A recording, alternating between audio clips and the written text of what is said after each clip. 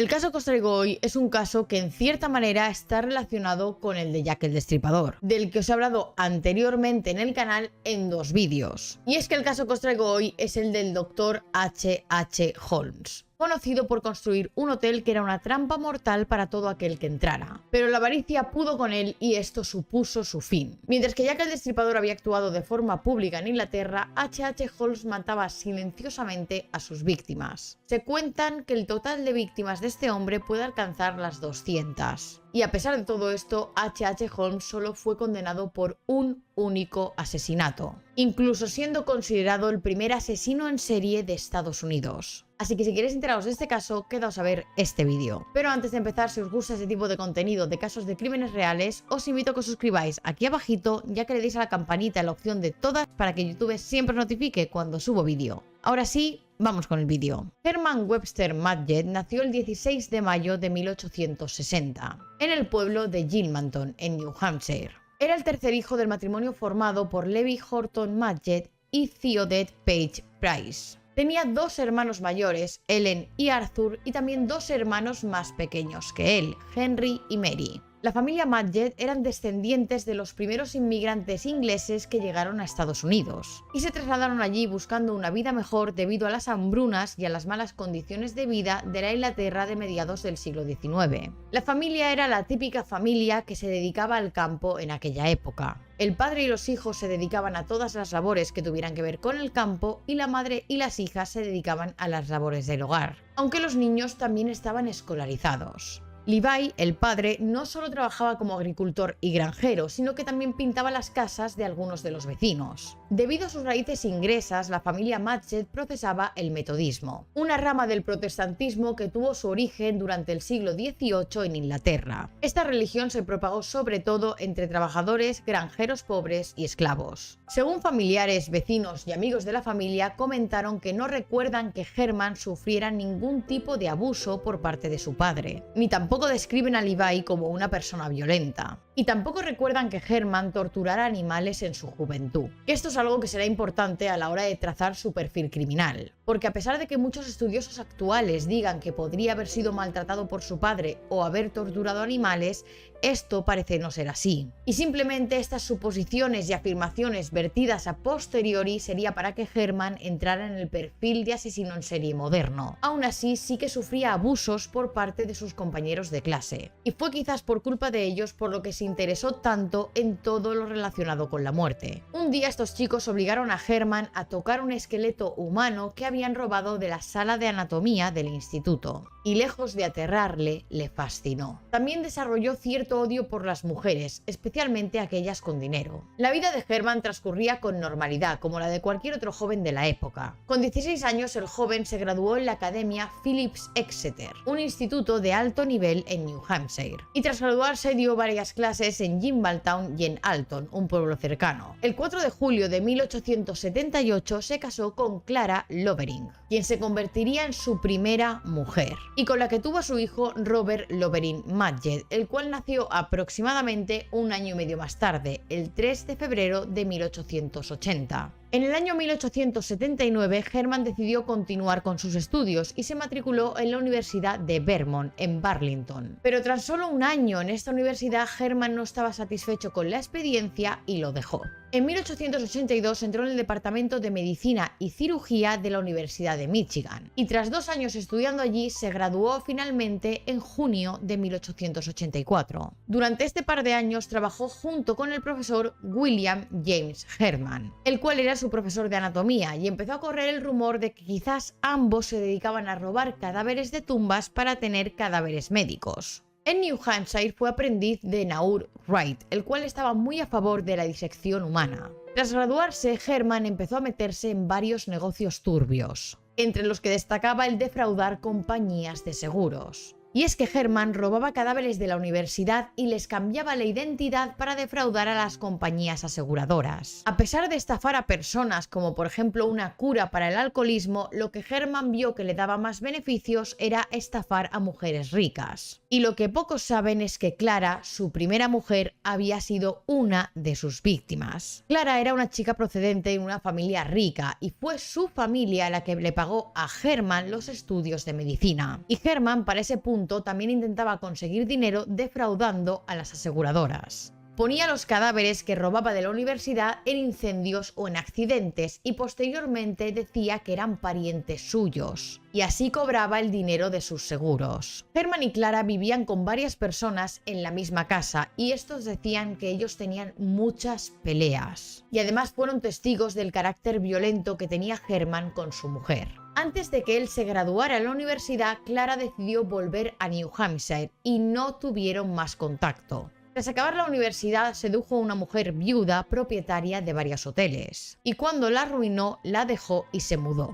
Después de esto, Herman decidió mudarse a Moores Forks, un pueblo en Nueva York. Al poco tiempo de establecerse allí, desapareció un niño pequeño y se rumoreó que de alguna forma él estaba implicado. Herman fue llamado a declarar por esta desaparición y dijo que el pequeño había vuelto a su casa en Massachusetts. No le investigaron más por este caso y al poco tiempo acabó abandonando el pueblo. Tras esto se mudó a Filadelfia, en Pensilvania, y allí encontró un trabajo de vigilante en el Hospital Estatal de Norristown, que en aquella época era un hospital psiquiátrico, pero no duraría mucho en este trabajo ya que lo dejó a los pocos días. Tras esto consiguió un puesto de trabajo en una farmacia y mientras él estaba trabajando allí, un niño murió tras tomarse una medicina que había comprado en ese establecimiento. Al preguntarle a Herman sobre esto, dijo que él no tenía nada que ver con la muerte del pequeño. Pero al poco de ser interrogado, abandonó el pueblo, lo mismo que había hecho en el caso de la desaparición del niño anterior. Herman se mudó a Chicago, donde cambiaría su nombre al de Henry Howard Holmes. Esto lo hizo para evitar que le relacionaran con algunas cosas de su pasado, como por ejemplo estos dos casos y las estafas a seguros. Y es por este cambio de nombre por el que se le conoce como H.H. Holmes. A finales de 1886, H.H. Holmes se casó con Myrta Belknap en Minneapolis, Minnesota. Y Myrta, al igual que Clara, su primera mujer, era una joven millonaria. Si os acordáis, él todavía estaba casado con Clara, aunque no habían mantenido relación durante años. Así que Holmes estaba cometiendo un delito. Y a las pocas semanas de casarse con Myrta, pide formalmente el divorcio a Clara, diciendo que era ella quien le estaba siendo infiel a él. Probablemente se aprovechó de este cambio de nombre para que no saltaran las alarmas y no ser encarcelado por bigamia. Las afirmaciones que él estaba haciendo de que Clara le estaba siendo infiel no llegaron a nada. Y el papeleo que todavía se puede ver sobre esta demanda de divorcio recoge que ni siquiera se le comunicó a Clara. Así que el divorcio nunca llegó a concretarse del todo y fue desestimado el 4 de junio de 1891 por falta de pruebas. Por lo que teóricamente H.H. Holmes era polígamo, estaba casado con dos mujeres diferentes a la vez. Pero legalmente no se le consideraba así porque se había cambiado el nombre y no se pensaba que se tratara de la misma persona. Pero esta no sería la última vez que se casaría. Al poco de casarse con Myrta, falsificó las escrituras de una propiedad y le estafó a esta mujer $5.000. Holmes y Myrta vivían bien en Englewood, Chicago, y llegaron a tener una hija juntos, Lucy Theodette Holmes. Y al poco de nacer su hija, los tres se mudaron a un lugar más tranquilo, Wilmette, en Illinois. Pero Holmes continuaba yendo constantemente a Chicago por temas de negocios. Es en 1894 cuando se casa por tercera vez, cuando aún continuaba casado con Clara y con Myrta. Y su tercera esposa sería Georgiana York. Como os he comentado, en agosto de 1886, Holmes se mudó a Chicago después de que falleciera el niño que compró medicamentos en la farmacia en la que él trabajaba en Filadelfia. Y una vez en Chicago, caminando por las calles de Englewood, se encontró con la farmacia de Melissa Holden. Entró en esta farmacia solicitando trabajo y Melissa se lo dio. Durante el tiempo que estuvo trabajando allí, demostró ser un muy buen empleado. Era trabajador e incluso llegó a quedarse con la farmacia. También convenció a esta mujer, a Melissa, de casarse con él. Recordemos todo esto mientras él ya estaba casado, que para este momento aún no tenía su tercera esposa, pero continuaba casado con Clara y con Myrta. Melissa, la mujer de la farmacia, se casó con él y no solo eso, sino que también le convenció para que traspasara la farmacia a su nombre y el resto de sus bienes. Y al poco tiempo de esto, Melissa y su hija desaparecieron. Dicen que se vio a H.H. Holmes llevando una bolsa de basura y que la policía al verlo le preguntó que qué era lo que llevaba. Él respondió que nada, que solamente era un montón de carne y que lo iba a tirar. La policía no preguntó más, así que él se fue.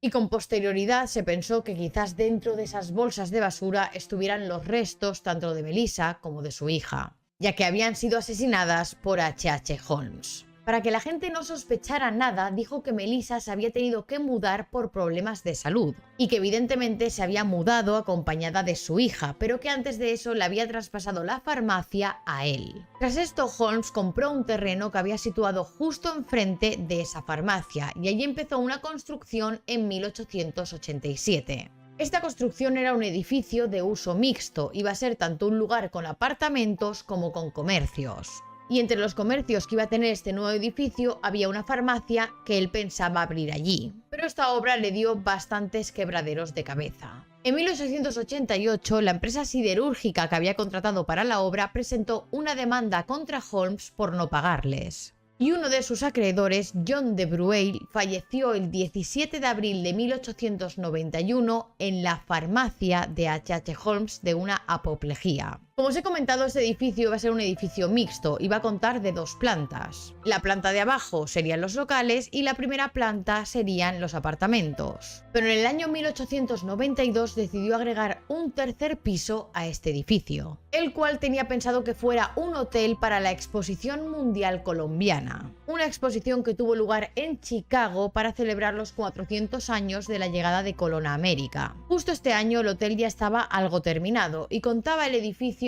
con 3 pisos y un sótano. Con más de 60 habitaciones y 51 puertas, la zona no comercial del edificio daba verdadero miedo. Al parecer había cientos de trampas, escaleras sin salidas, dormitorios secretos, cuartos sin ventanas, laberintos, pasillos ocultos y puertas correderas. Además había instalado una red eléctrica bajo el suelo del parque que detectaba todos y cada uno de los movimientos de los inquilinos. Y sin que ellos lo supieran, todos eran potenciales víctimas de un perverso asesino. Y es que Holmes podría acabar con cualquiera de ellos en el momento menos esperado. Debido a este aire tétrico y las multitudes de cosas extrañas que pasaban en este edificio, este recibiría el nombre del Castillo de Holmes, pero posteriormente sería conocido como el Castillo del Asesino. Una de las primeras víctimas de Holmes fue su propia amante, Julia Smythe, la cual vivía en este edificio. Julia era la mujer de Ned Conner, uno de los trabajadores de la farmacia de Holmes. Y cuando este se enteró del romance entre su mujer y su jefe, decidió mudarse, dejando a Julia y a Per, la hija que tenían en común en el edificio de H.H. Holmes. Pero esta relación entre Julia y Holmes acabó debido a la desaparición de la mujer y de Per, su hija, en la víspera de Navidad de 1891. Su siguiente víctima fue Emmeline Seagrave, una joven que empezó a trabajar en el edificio en mayo de 1892, pero para el mes de diciembre desapareció.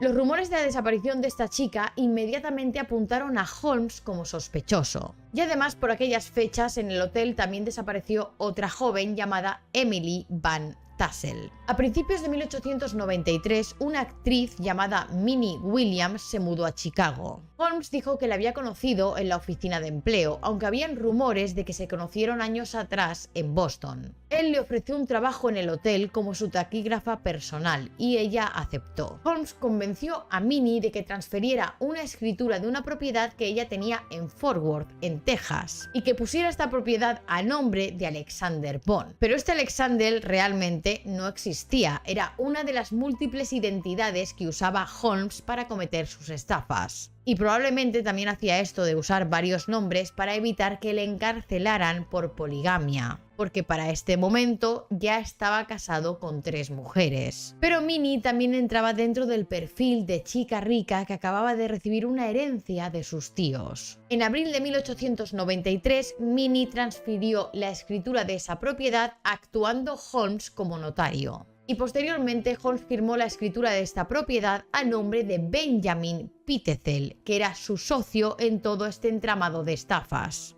Pero no firmó con el nombre de este hombre, sino que lo hizo bajo un seudónimo, el de Benton T. Lyman. Pero de su socio Benjamin hablaremos más adelante. Al mes siguiente, Henry y Minnie fueron a Lincoln Park, en Chicago, y allí alquilaron un pequeño apartamento diciendo que eran marido y mujer. Cuando ambos estaban instalados en este apartamento, Minnie recibió la visita de su hermana Annie. No se sabe muy bien qué es lo que pasó en esta visita, pero en el mes de junio, Annie le comentó a su tía que iba a viajar a Europa con alguien que ella llamaba el hermano Harry. Y ese mismo mes, el 5 de julio de 1893, tanto Minnie como su hermana Annie desaparecieron y nunca nadie más las volvió a ver. Hay gente que ha llegado a teorizar que posiblemente Holmes y Minnie se casaran en secreto, pero esto es algo que nunca se ha podido comprobar porque no hay ningún registro sobre ese matrimonio. Pero estas no son las únicas desapariciones relacionadas con Henry Holmes. Aunque no se probó, se sospecha que Holmes habría matado a otras 6 personas entre los años 1891 y 1895. Uno de ellos sería el Dr. Russell, el cual tenía una oficina en la zona comercial del edificio de H.H. Holmes. Y este hombre desapareció en 1892. Kitty Kelly era una taquígrafa que trabajaba para Holmes justo antes de que él contratara a Minnie para hacer ese trabajo, y también desapareció en el edificio. John G. Davis era un turista que venía desde Greenville, en Pensilvania, y que en 1893 fue a ver a Chicago la Exposición Mundial Colombiana. Se hospedó en la zona del hotel de H.H. Holmes y desapareció sin dejar rastro. Henry Walker también desapareció en noviembre de 1893. Este hombre era de Indiana y le escribió a sus amigos diciéndoles que había ido hasta Chicago para trabajar con H.H. Holmes y vivir en su edificio. Y se rumoreó que este hombre se había hecho un seguro de vida por $20.000 del que cual Holmes era el beneficiario. Otro desaparecido de este edificio fue Milford Colt,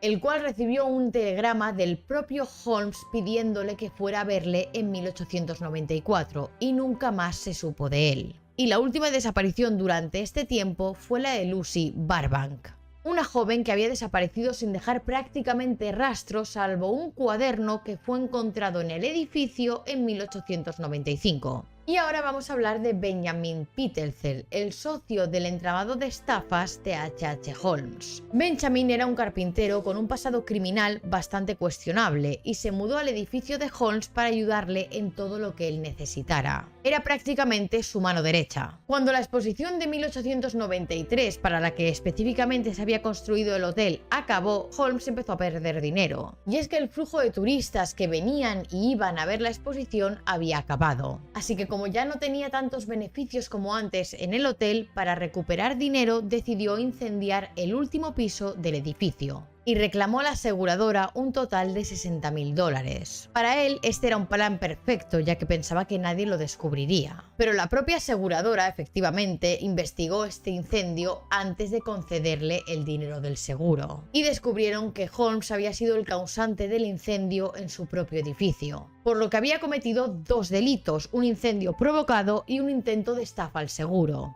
Holmes, al enterarse de que la compañía de seguros estaba detrás de él, decide huir de Chicago en julio de 1894. Y es entonces cuando se instala en Fort Worth, Texas, donde años atrás había ido con Minnie, la que fue su taquígrafa que desapareció. Allí estuvo viviendo en una propiedad que supuestamente había heredado de Minnie y de su hermana Annie. Al igual que había hecho cuando construyó su edificio en Chicago, intentó construir allí una estructura sin pagar ni los materiales ni a los contratistas. Pero esta vez en este nuevo edificio no pasaría nada destacable. Y tras múltiples nuevas estafas, Hall fue finalmente detenido en julio de 1894. Esto fue porque se descubrió que había estado vendiendo propiedades hipotecadas en San Luis, Missouri. Salió de inmediato bajo fianza, pero allí se hizo amigo de otro preso, Marion Hedgepeth, y allí se le ocurrió la que según él sería la estafa de las estafas. Había planeado estafar a una compañía de seguros por $10.000, contratando una póliza de seguro para sí mismo y posteriormente fingir su muerte. Y recurrió a este preso, a Marion, para que le ayudara. A cambio de $500, Holmes le pidió a Marion el nombre de un abogado en el que pudiera confiar y que no le fuera a delatar.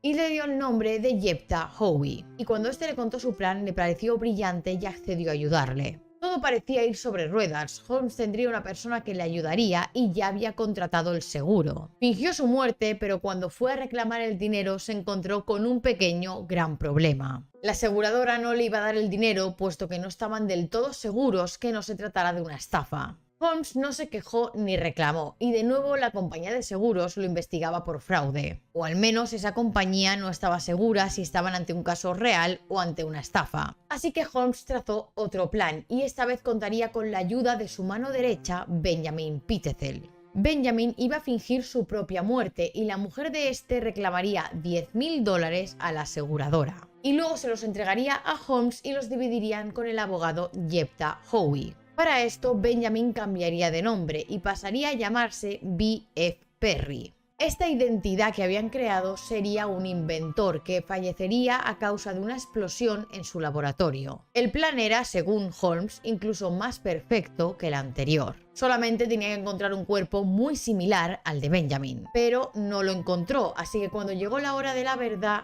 Holmes ejecutó su plan B, matar a Benjamin, y le dejó inconsciente con cloroformo antes de prenderle fuego con benceno. Holmes había engañado completamente a Benjamin y también a su esposa, porque si ellos formaban parte del plan deberían tener algún tipo de recompensa. Así que después de quitarle la vida a Benjamin, Holmes convenció a su mujer de que éste se había ido a Londres a esconderse. Todo esto hasta que pasara un tiempo prudencial y pudiera volver a Estados Unidos con su esposa y sus 5 hijos. Pero la manipulación de Holmes no acaba ahí. Convenció a la mujer de darle a él la custodia de 3 de los hijos que tenía con Benjamin: Alice, Nellie y Howard, mientras que la hermana más mayor y el hijo más pequeño se quedarían con la mujer de Benjamin. Holmes y los 3 hijos de Benjamin que estaban bajo su custodia fueron hasta Canadá, mientras que continuaba mintiendo a la mujer de Benjamin sobre el paradero de sus hijos y diciéndole que Benjamin continuaba en Londres, escondiéndose hasta que el tema del seguro se calmara. Durante todo el recorrido hasta Canadá usó varios nombres para no dejar rastro, porque todavía le estaban persiguiendo por la estafa al seguro al incendiar el 3er piso del edificio del hotel de Chicago. Lo que no se ha contado es que a la vez que él viajaba a Canadá con esos 3 niños, la mujer de Benjamin también viajaba a Canadá, pero con los otros 2 niños de la familia. Evidentemente, la mujer de Benjamin suponía que sus 3 hijos estaban con Holmes, pero nada más lejos de la realidad. Finalmente, Holmes fue detenido en Boston el 17 de noviembre de 1894, tras haber seguido sus pasos desde Filadelfia por la Agencia Nacional de Detectives privada de Pinkerton. Holmes tenía una orden de arresto por un robo de caballos en Texas, y ya había demasiadas cosas extrañas y misteriosas rodeando a este hombre. Y durante la investigación descubrieron que había muchas más cosas de las que parecían. Si recordáis, antes os he hablado de Marion Hedgepeth, el compañero de celda que tuvo Holmes cuando estuvo en prisión. Pues fue este hombre quien puso en sobreaviso a la policía de las estafas a seguros que estaba haciendo Holmes. Y lo hizo por venganza. Y es que si os acordáis, Holmes le pidió que le diera el nombre de un abogado de confianza para hacer de compinche en una estafa y que a cambio le daría $500. Lo que ocurrió es que Holmes había olvidado pagarle esos $500. Así que este hombre, en venganza, acudió a la policía. Cuando las autoridades comenzaron a investigar el caso, descubrieron que Holmes usaba múltiples nombres en sus estafas y que incluso H.H. Holmes no era su verdadero nombre. Frank Geyer era el detective privado que estaba a cargo de esta investigación, y fue quien finalmente acabó pillando a Holmes y descubriendo todos sus secretos. Tanto la policía como este investigador privado llevaron a cabo el interrogatorio de Holmes, y le preguntaron sobre todo por las estafas a seguros. Y fue en ese momento en el que confesó el asesinato de toda la familia Pitezel. En su confesión insinuó que Benjamin todavía estaba vivo cuando usó con él el cloroformo, incluso antes de prenderle fuego. Sin embargo, la evidencia forense presentada en el juicio demostró que Benjamin ya estaba muerto cuando él le puso el cloroformo. Y esto era algo que la compañía de seguros desconocía completamente. Luego confesó los asesinatos de Alice y Nellie, 2 de las hijas de Benjamin. Las obligó a entrar en un maletero y las encerró en él. Perforó un agujero en la tapa del maletero y metió ahí el extremo de una manguera. Y conectó el otro extremo a una tubería de gas para asfixiar a las niñas. Posteriormente enterró sus cuerpos desnudos en el sótano de su casa de alquiler en Toronto. y fue el propio Frank, el investigador privado, el que encontró los cadáveres en descomposición de las niñas en esa casa. Y dijo lo siguiente: cuanto más profundo cavamos, más horrible se volvía el olor. Y cuando alcanzamos la profundidad de 3 pies, descubrimos lo que parecía ser el hueso del antebrazo de un ser humano. El propio Frank viajó también a Indianápolis, donde encontraron registros de que Holmes había alquilado ahí una pequeña casa. Y hablando con algunas personas de la zona, le dijeron que habían visto a Holmes entrar alguna vez en la farmacia y comprar algunas drogas. Esas drogas fueron las que usó para matar al pequeño Howard, otro de los 5 hijos de Benjamin. También le habían visto ir a la tienda de reparaciones a afilar algunos cuchillos. Y estos cuchillos los usó para descuartizar el cadáver del niño antes de quemarlo. Los dientes y algunos trozos pequeños de hueso del niño fueron encontrados en la chimenea de la casa. En julio de 1895, tras los descubrimientos de los cuerpos de Alice y de Nellie, la policía comenzó a investigar el edificio de H.H. Holmes en Chicago. Y es que la prensa se había hecho eco de lo que estaba pasando con Holmes y sus estafas a seguros. Y más aún cuando se empezó a hablar de los múltiples desaparecidos de ese edificio.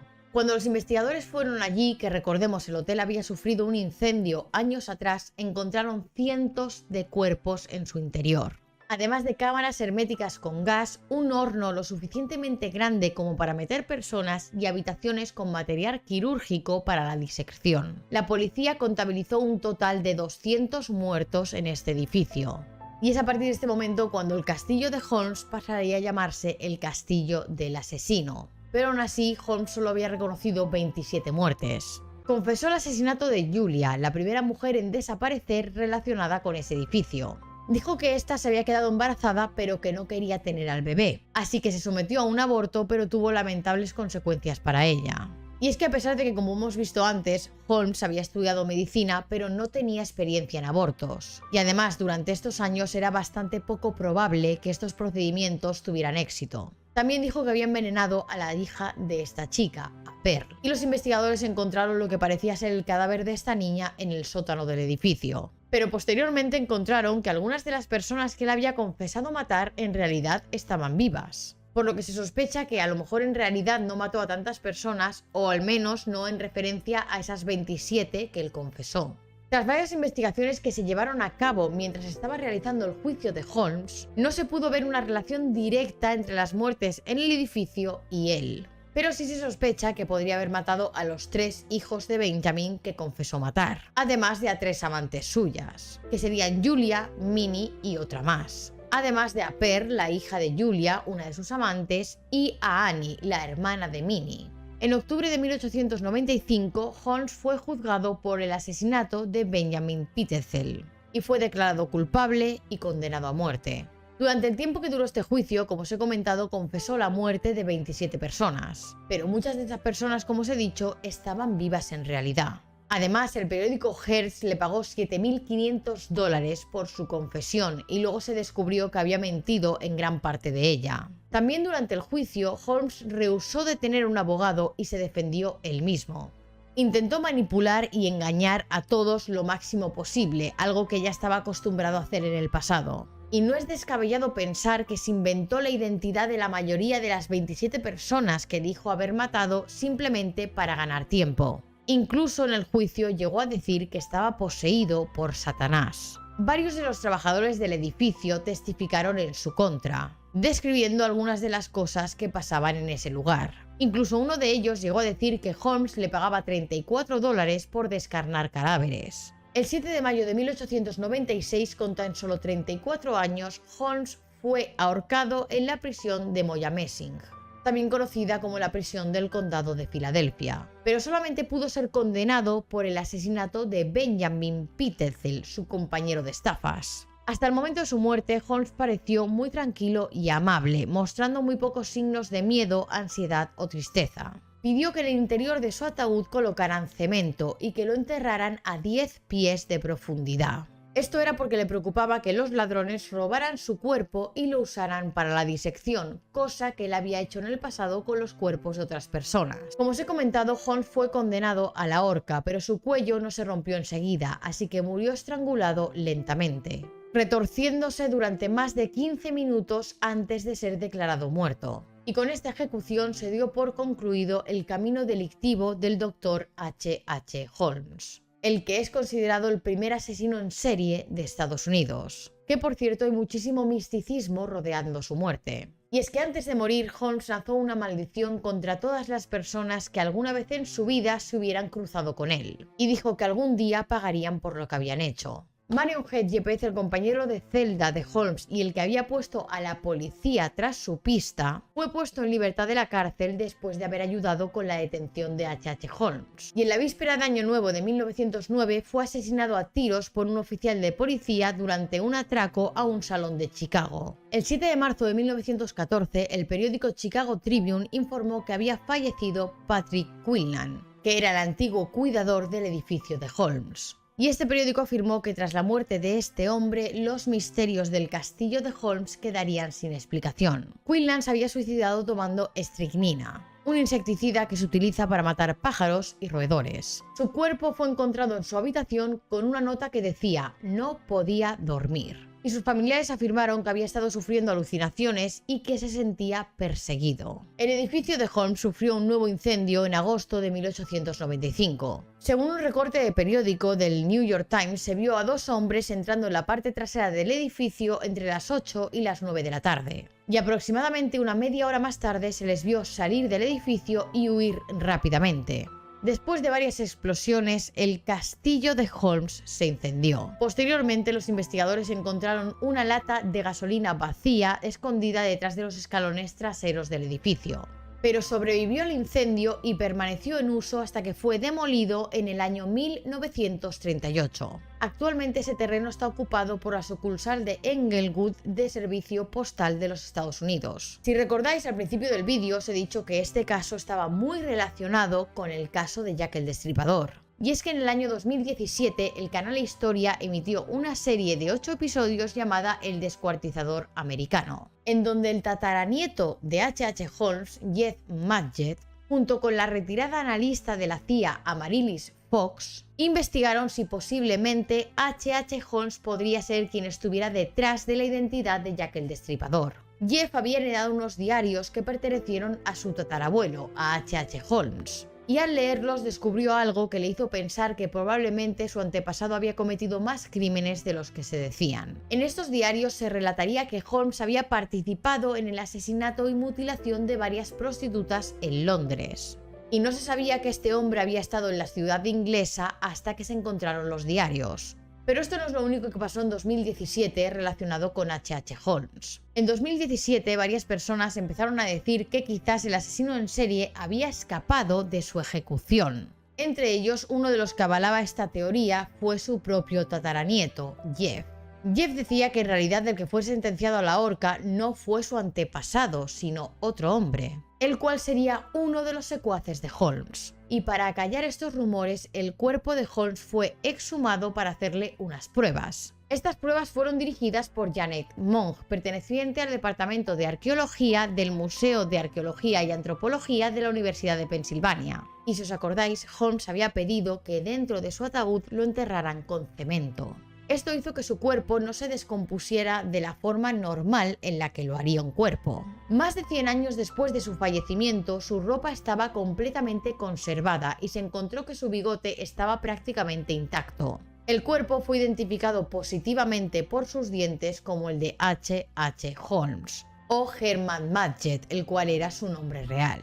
Y después de estas pruebas, el cuerpo fue enterrado de nuevo. La figura del Dr. H.H. Holmes estará siempre rodeada de misticismo y sobre todo de múltiples preguntas. Si la avaricia no lo hubiera llevado a conseguir dinero de cualquier forma, ¿lo habrían acabado descubriendo? ¿Cuál es el número real de víctimas de su castillo del asesinato? Y tras los últimos acontecimientos, la pregunta que más ronda a la mente de todos es si fue H.H. Holmes quien estaba detrás del famoso asesino Jack el Destripador. Y tampoco sabremos si lo que contaba en los diarios que encontró su tataranieto es verdad o si simplemente eran mentira para atribuirse crímenes que no eran suyos. En fin, chicos, hasta aquí el vídeo de hoy. Espero que os haya gustado. Si es así, no olvidéis dejarme un like y suscribiros aquí abajito y decirme en comentarios cuál es vuestra opinión sobre este tema. Y nos vemos en el próximo vídeo.